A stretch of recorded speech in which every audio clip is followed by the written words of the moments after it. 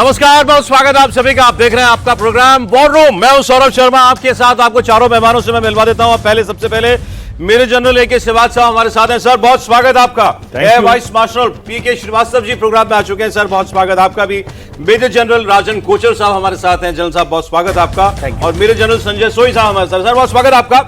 आपसे रोजाना मुलाकात होती है हमारी वॉर रूम के अंदर, और इस प्रोग्राम में हम आपको बताते हैं कि आखिर पाकिस्तान के अंदर इस वक्त चल क्या रहा है। पाकिस्तान में जितने मुंह उतनी बातें, और कैसी कैसी बातें वो भी आपको हम सुनाते हैं। तो अब पाकिस्तान के मंत्रियों में होड़ लगी हुई है कि कौन एक से बढ़कर एक बेवकूफाना बयान देगा, कौन ऐसे ऐसे बयान देगा जिस पर उनकी अपनी जनता हंसेगी। कोई कहता है हमने ये मिसाइलें जो है चौक पर टांगने के लिए नहीं बनाई हैं। हमने तो नहीं कहा चौक पर टांगो, क्यों परेशान हो रहे हो? जब मन करेगा चला लेना, आतिशबाजी कर लेना, उसका जवाब तुमको मिल जाएगा। कोई कहता है हमारे पास ये पाव किलो के एटम बम है, हाट से खरीदे थे तुमने, सब्जी मंडी से जाकर के ले आए थे। पाकिस्तान भारत के पास क्या फिर कुछ और है? कोई कहता है कि ये पानी रोकेंगे तो दरियाओं में खून बहेगा। अरे अभी पानी रोका कहां है? अभी तो कुछ किया नहीं है, उसके बाद इतना हड़कंप मचा हुआ है। ये सारी बातें मैं आपको बताऊंगा, लेकिन उस सबसे पहले प्रधानमंत्री नरेंद्र मोदी ने अब एक बार फिर भारत समेत पूरी दुनिया को यह संदेश दिया है कि पहलगाम में आतंकवादी हमला करके पाकिस्तान ने जो गलती की है, अब उसका सबक तो उसको सीखना पड़ेगा। यह गलती नहीं है, यह हिमाकत भी नहीं है, यह जुर्म भी नहीं है, यह उस सबसे बढ़कर है, और इसकी सजा भी उन सबसे बढ़कर होगी। साथ साथ आतंकी हमले में शामिल जितने भी इनके मददगार रहे, उन सबके घरों पर ब्लास्ट हो रहे हैं, बुलडोजर चल रहे हैं, वो तस्वीरें भी मैं आपको दिखाऊंगा। और इस सबसे बचने के लिए शायद पाकिस्तान ने एलओसी पर फायरिंग करने की एक बार फिर से कोशिश की, लेकिन पिटा वहां पर भी। उसकी बात भी बताएंगे। अरब सागर में युद्धपोतों की तैनाती कैसे हो रही है, और एंटीशिप मिसाइल्स छोड़कर पाकिस्तान को क्या मैसेज दिया गया है। उस सबसे पहले प्रधानमंत्री नरेंद्र मोदी की पाकिस्तान को सबसे नई चेतावनी। प्रधानमंत्री मोदी ने कहा कि पहलगाम आतंकी हमले को अंजाम देने वालों को सजा मिलेगी और मिलकर रहेगी। प्रधानमंत्री ने आज मन की बात कार्यक्रम में कहा कि भारत आतंकी हमले की साजिश रचने वालों को कठोरतम सजा देगा। 22 अप्रैल को पहलगाम में हुई आतंकी वारदात ने देश के हर नागरिक को दुख पहुंचाया है। पीड़ित परिवारों के प्रति हर भारतीय के मन में गहरी संवेदना है। भले वो किसी भी राज्य का हो, वो कोई भी भाषा बोलता हो, लेकिन वो उन लोगों के दर्द को महसूस कर रहा है जिन्होंने इस हमले में अपने परिजनों को खोया है। मुझे एहसास है हर भारतीय का खून आतंकी हमले की तस्वीरों को देखकर खौल रहा है। पहलगाम में हुआ यह हमला आतंक के सरपरस्तों की हताशा को दिखाता है, उनकी कायरता को दिखाता है। ऐसे समय में जब कश्मीर में शांति लौट रही थी, स्कूल कॉलेजों में एक वाइब्रेंसी थी, निर्माण कार्यों में अभूतपूर्व गति आई थी, लोकतंत्र मजबूत हो रहा था, पर्यटकों की संख्या में रिकॉर्ड बढ़ोतरी हो रही थी, लोगों की कमाई बढ़ रही थी, युवाओं के लिए नए अवसर तैयार हो रहे थे, देश के दुश्मनों को, जम्मू कश्मीर के दुश्मनों को ये रास नहीं आया। आतंकी और आतंक के आका चाहते हैं कश्मीर फिर से तबाह हो जाए, और इसलिए इतनी बड़ी साजिश को अंजाम दिया। भारत के हम लोगों में जो आक्रोश है, वो आक्रोश पूरी दुनिया में है। इस आतंकी हमले के बाद लगातार दुनिया भर से संवेदनाएं आ रही हैं। मुझे भी ग्लोबल लीडर्स ने फोन किए हैं, पत्र लिखे हैं, संदेश भेजे हैं। इस जघन्य तरीके से किए गए आतंकी हमले की सबने कठोर निंदा की है। उन्होंने मृतकों के परिवारजनों के प्रति संवेदनाएं प्रकट की है। पूरा विश्व आतंकवाद के खिलाफ हमारी लड़ाई में 140 करोड़ भारतीयों के साथ खड़ा है। मैं पीड़ित परिवारों को फिर भरोसा देता हूं, उन्हें न्याय मिलेगा, न्याय मिलकर रहेगा। इस हमले के दोषियों और साजिश रचने वालों को कठोरतम जवाब दिया जाएगा। बहुत से लोग पूछ रहे हैं जब से यह हमला हुआ कि भारत क्या करेगा, कब करेगा, कैसे जवाब देगा पाकिस्तान को। हमारे यहां भी अधीर लोगों की कमी नहीं है, वो चाहते हैं कि अभी आतंकवादी हमला हुआ और कल को बस भारत रॉकेट निकाल के और अपने बम गोले दस्ते निकाल करके पहुंच जाए, पाकिस्तान के ऊपर चढ़ाई कर दे। ऐसा नहीं होता है और ये तो आप पहले देख चुके हैं ना। भारत जब जवाब देता है तो पक्का जवाब देता है, लेकिन उसकी तैयारी के साथ और अपने वक्त पर जवाब देता है, और वो जवाब दिया जाएगा। इसलिए तो पाकिस्तान बौखलाया हुआ है, क्योंकि वो ये समझ नहीं पा रहा कि इस बार हमला कहां से होगा, आसमान से, समंदर से कि जमीन से, कौन से हथियार से हमला होगा। और अब की बार पिछली बार तो चले कुछ दो दिनों के अंदर मामला जो है वो शांत हो गया था, अब की बार न जाने ये मामला कितना लंबा खिंच जाए। प्रधानमंत्री का दूसरी बार लगातार पब्लिक ब्रॉडकास्ट पर इस बात को कहने का मतलब ही यह है कि देशवासी पूरी तरीके से आश्वस्त रहे और पाकिस्तान बेचैन रहे, उसकी रातों की नींद हराम रहे, ये सोच सोच कर कि मोदी क्या करेगा, उसका अगला कदम क्या हो सकता है। तो आइए इसी पर आज की बातचीत अपने मेहमानों के साथ शुरुआत करते हैं। सर, दूसरा बड़ा साफ खुले में प्रधानमंत्री का बयान जो दुनिया सुन रही है, और पाकिस्तान तो मुझे लगता है इस वक्त कान पर टीवी सेट लगाकर सुन रहा होगा। बिल्कुल, देखिए ऐसे सही बात कह रहे हो सौरभ जी, क्योंकि पाकिस्तान को समझ में नहीं आ रहा है कि भारत क्या करेगा। देखिए वहाँ के पॉलिटिशियन भी कह रहे हैं कि अभी समझ नहीं आता मोदी करेगा क्या, उनको डर बैठा हुआ। देखिए आपको याद होगा जब उड़ी के बाद में पाकिस्तान ने सोचा था कि ये शायद क्रिकेट मैच बंद कर देंगे, तब हमने सर्जिकल स्ट्राइक की, उन्होंने उम्मीद नहीं की थी कि सर्जिकल करेंगे। पुलवामा के बाद उन्होंने कहा ये सर्जिकल करेंगे, पहली बार ये स्ट्राइक कर दी बालाकोट में। यानी कि हर बार जहां तक पाकिस्तान सोचता है उससे 10 कदम आगे भारत सोचता है, और इस बार भी उसको समझ में नहीं आ रहा है कि इंडस वाटर को रोक दिया, इंडस वाटर ट्रीटी को अबेंस में कर दिया। यहाँ पर अब देखिए किस प्रकार से पानी के कंट्रोल जब आ रहा है वहां पर आग लगी हुई है, उनको कोई कह रहा है खून के दरिया बह जाएगी। प्रधानमंत्री ने दोबारा इसकी बात क्यों की है? इसकी बात यह है कि देखिए प्रधानमंत्री का दृढ़ निश्चय है कि करना जरूर है, इसमें कोई शक नहीं है। जो 26 नागरिकों का खून बहा है, ये देखिए यहाँ 2-3 चीजें उनकी पाकिस्तान के प्लान को प्रधानमंत्री समझ के हैं। एक तो हिंदू मुस्लिम में डिवाइड करने की कोशिश की जा रही है देश के अंदर, कश्मीर में जो शांति चल रही थी, पीस चल रहा था, उसको खत्म करने की कोशिश की है, और तीसरी बात शायद भारत की इकॉनमी को भी ठेस पहुंचाने की कोशिश करें। जिस प्रकार से इन्वेस्टमेंट हो रहा था, जिस प्रकार से ग्रोथ हो रही है, शायद आज दुनिया में मैसेज देने की कोशिश कर रहे हैं, हो नहीं रहा है कि आज भारत की स्थिति स्टेबल नहीं है। यही कारण है कि मैं बहुत खुश हूं कि आज जिस प्रकार से मैच्योरिटी से हमारी लीडरशिप इसका जवाब दे रही है और शांति से सोच समझ के हमारा काम हो रहा है, एक एक स्टेप नपा तुला, जिसका चोट पाकिस्तान को बहुत गहरी पड़ रही है, लेकिन उनको समझ में नहीं आ रहा किस प्रकार हो रहा है। तो ये सब बातें देखते हुए आज पूरा देश हमारे साथ खड़ा हुआ है, दुनिया हमारे साथ खड़ी हुई है, क्योंकि वो समझ रहे हैं कि पाकिस्तान किस प्रकार से आतंकिस्तान है। और यही कारण है कि आप देखिए कि मोदी जी ने एक चीज निश्चित है, पाकिस्तान की सर दूसरी इस वक्त उसको प्रॉब्लम यह है कि पूरी दुनिया भारत के साथ खड़ी क्यों हो गई है।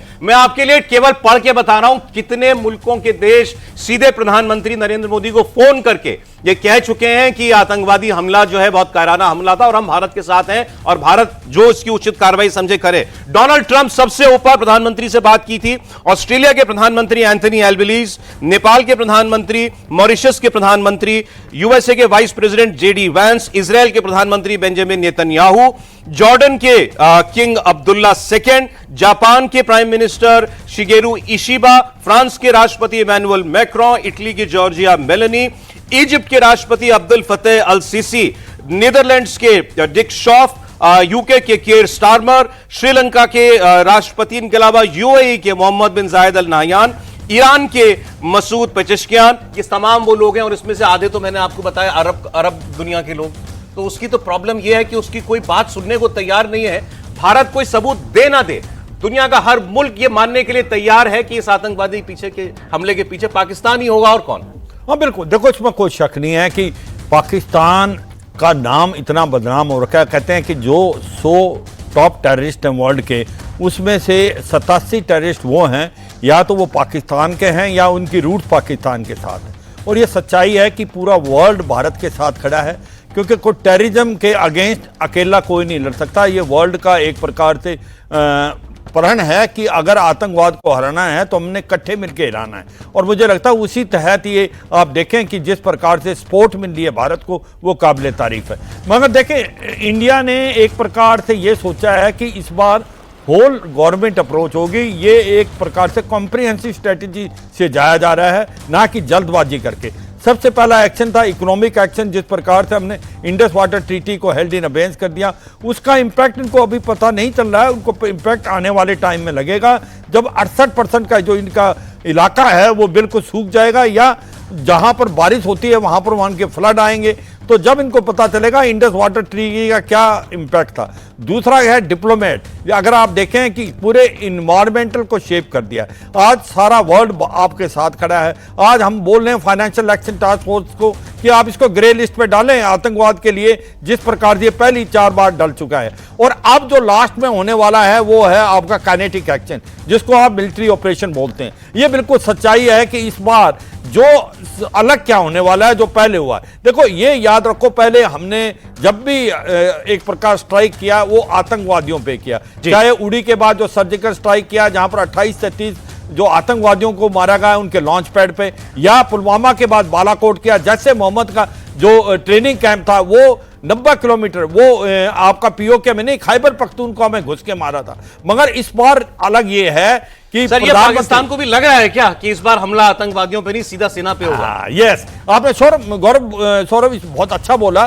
कि ये सच्चाई है कि प्रधानमंत्री ने ये साफ सुथरे शब्दों बोला, ये जो इसके आका हैं, जो इसको ट्रेन करते हैं, मोटिवेट करते हैं, फाइनेंस करते हैं, इस बार हमला उस पे होगा। तो अभी उसका सही का सही इशारा है पाकिस्तान की आर्मी और पाकिस्तान की आईएसआई, और मुझे लगता है इसीलिए डर लगा हुआ है। आज पैनिक बटन है पाकिस्तान में। आज वो कह रहे हैं कि पाओ के जो ये टैक्टिकल वेपन है हम इसको इस्तेमाल कर देंगे। कहां ख्वाजा आसिफ कहता है हाँ हमने आतंकवाद 30 साल किया मगर अपने लिए नहीं किया क्योंकि अमेरिका, यूरोप और यूके ने बोला। तो ये सच्चाई है, एक बुखलाहट है पाकिस्तान में। और वो सर कुछ और तस्वीरों की वजह से भी है, वो भी मैं आपको दिखा देता हूं। पहलगाम हमले के बाद भारत की सेनाएं अपना जोश पूरी दुनिया को दिखा रही हैं। कुछ दिन पहले अरब सागर में आईएनएस सूरत ने मिसाइल का परीक्षण किया था। अब नौसेना ने एक बार फिर अपना दम दिखाया है। नेवी शिप्स ने अपने युद्धपोतों से कई anti ship missile firing test किए हैं। इस एक्सरसाइज के साथ ही भारतीय नौसेना ने देश पर बुरी नजर रखने वालों को सख्त चेतावनी भी दे दी है। नेवी ने खुद एक वीडियो शेयर करके कैप्शन में लिखा है, हम युद्ध के लिए हमेशा तैयार हैं। देश के समुद्री हितों की रक्षा के लिए नेवी पूरी तरीके से सक्षम भी है और मुस्तैद भी है। उसकी तस्वीरें भी हम आपको दिखाते हैं। युद्धपोतों से एंटी शिप मिसाइल्स जो है छोड़े जाने की तस्वीरें वो अब से थोड़ी देर पहले नेवी ने रिलीज की थी। इसके अलावा वज्र कोर की तरफ से भी अपनी एक्सरसाइज की तस्वीरें वो जारी की गई हैं। इनका मकसद दुश्मन का मोराल डाउन करना भी है और देशवासियों का हौसला बढ़ाना भी है। ए मार्शल साहब, बिल्कुल सही आप कह रहे हैं कि हम ये दिखाना चाहते हैं परीक्षण के जरिए कि जहां तक सवाल है सटीक तरीके से अपने टारगेट्स को डिस्ट्रॉय करना, उसके लिए नेवी, आर्मी, एयरफोर्स तीनों तैयार हैं। इसमें दो सेनाओं की, वायुसेना की और नौसेना की बहुत बड़ी भूमिका होती है। अगर हमें घेराबंदी करनी हो कि उनके पास जो लॉजिस्टिक सप्लाई हो ना पहुंच सके, या हमें उनके निशाने को जो दूर वाले हैं उनको निशाना बनाना हो। अब सौरभ इसमें एक खास बात है, सबसे बड़ी बात यह है कि हमारा ध्येय क्या होगा, आखिर हम करना क्या चाहते हैं। अगर ये लड़ाई हम करना चाहते हैं जिसके लिए पॉलिटिकल विल, राजनीतिक जो हमारी दृढ़ता है वो होनी चाहिए, जो बार बार मोदी जी अपने भाषणों में दिखा रहे हैं। देश तैयार हो रहा है और देश में एक गुस्से का अंगार भरा हुआ है। वो इसको चाहते हैं एक चैनलाइज करके, जिससे कि इस बार जो हो आर पार की लड़ाई हो। आर पार में होना क्या चाहिए, जब तक पाकिस्तान खंडित नहीं होगा, टेररिस्तान खंडित नहीं होगा। बलूचिस्तान में अपनी अलग लड़ाई चल रही है, वो लड़ना चाहते हैं। खैबर पख्तूनख्वा में भी लड़ाई चल रही है, सिंध में भी चल रही है। ये 4 टुकड़े होंगे पाकिस्तान के अगर इस बार कुछ हुआ। और जब तक वो हम एम नहीं कर लेते, उसके लिए शायद हमें पूरी तैयारी करनी पड़ेगी। इंटेलिजेंस गैदरिंग के लिए ग्लोबल स्टेज में हमें सपोर्ट मिलेगा, ये पूरा विश्वास है। ये जो सारे जगह के लीडर्स हैं हमें सपोर्ट कर रहे हैं, इसका एक मतलब है कि अगर वो टैसिट सपोर्ट भी कर रहे हैं, जैसे ट्रंप ने कहा है कि ये आपस में कर लेंगे, हम इंटरफेयर नहीं करेंगे, ये बहुत बड़ी बात है। इसका मतलब ट्रंप अगर कल हमें तय करते हैं कि हमें पाकिस्तान के साथ कुछ करना है, तो ट्रंप नहीं बीच में घुसने वाले। बोल चुके हैं आपस में। ये बहुत बड़ी बात है, ये बहुत बड़ी बात है, ये बहुत बड़ा संकेत है पाकिस्तान के लिए। उनको अब बिल्कुल कांपना चाहिए। दूसरी बात यह है हमारी तैयारी कैसी है। मैं आपको एक चीज बताना चाहता हूं आपके माध्यम से, जहां तक मिसाइल मैन्युफैक्चरिंग का सवाल है, क्योंकि हम इंडिजनाइजेशन की बात करते हैं, लोग मिसाइल्स आती हैं बाहर से भी, फ्रांस की भी मिसाइल हमारे पास हैं, रशिया की भी हैं, लेकिन उसमें हम सक्षम हैं। हम अपनी जो वो है मिसाइल प्रोडक्शन रेट बढ़ा सकते हैं। मैं खुद रहा हूं भारत डायनेमिक्स लिमिटेड में, मुझे पता है वहां क्या, चाहे वो स्ट्रेटेजिक मिसाइल्स हो, चाहे ग्राउंड टू एयर की मिसाइल्स हो, एयर टू एयर हो, या कोई सीकर मिसाइल हो, वो सब की हम ताकत बढ़ा सकते हैं, संख्या बढ़ा सकते हैं, जो सस्टेनेंस ऑफ वॉर के लिए बहुत जरूरी होती है। पाकिस्तान को पता है, वो भी करते हैं, लेकिन नंबर्स उनके पास नहीं है। लड़ाई लड़ने के लिए आपको असला चाहिए। कहां से आपके पास मिसाइल्स आएंगे, कहां से आपका एम्युनिशन आएगा?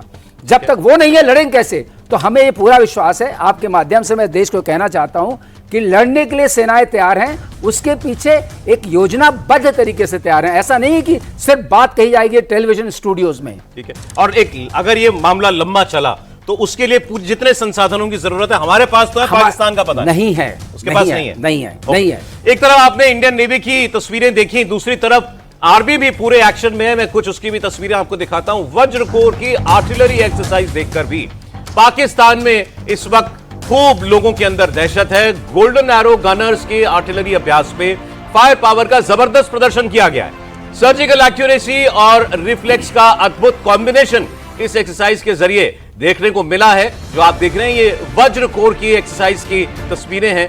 इसके बारे में आपको जनरल कोचर और बता पाएंगे। जनरल साहब देखिए, जो हमारी अभी तैयारी हो रही है, ख़ास तौर पे अगर मैं आपको बात करूं कि कारगिल की लड़ाई के बाद जो भी कमियां फौज में थी, हमारे पास उस टाइम पे बफोर्स था, आज हमारे पास धनुष गन है, हमारे पास वज्रा K9 है, और हमारे पास अभी रिसेंटली आपने देखा एक हफ्ता पहले हमने MR सैम का एक सक्सेसफुल टेस्ट लॉन्च हुआ है। ऊपर से हमारे पास आकाश S-400 का एयर डिफेंस सिस्टम है आज।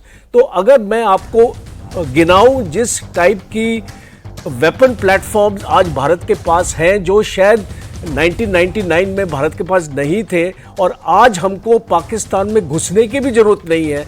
हमारी मिसाइल्स की जो रेंज है वो पूरे पाकिस्तान को कवर करती है, और अगर हम चाहें तो देश के अंदर से ही जितने भी उनके स्ट्रेटेजिक टारगेट्स हैं हम उनको टारगेट कर सकते हैं। अब ये बौखलाहट आप देखिए पाकिस्तान में, आज की न्यूज़ है कि पाकिस्तान ने कोशिश करी है एक साइबर अटैक करने की, और इंडियन आर्मी की 2 वेबसाइट्स को टारगेट किया है, आर्मी नर्सिंग कॉलेज और आर्मी वेलफेयर एजुकेशन सोसाइटी।